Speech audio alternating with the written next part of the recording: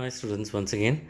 This video is to show this flower has been already 3 days, third day which has been made. I just want to show you what level of flexibility this has in the third day. See this? The petals. The petals can be bent. Definitely I cannot squeeze my flower, it will break, but after 3 days still it can be bent.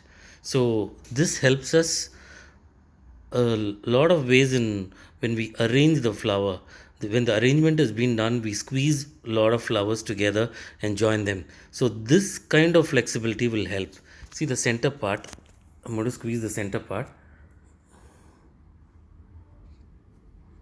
See, you can squeeze it.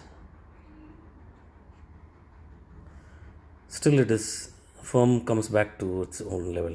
See here.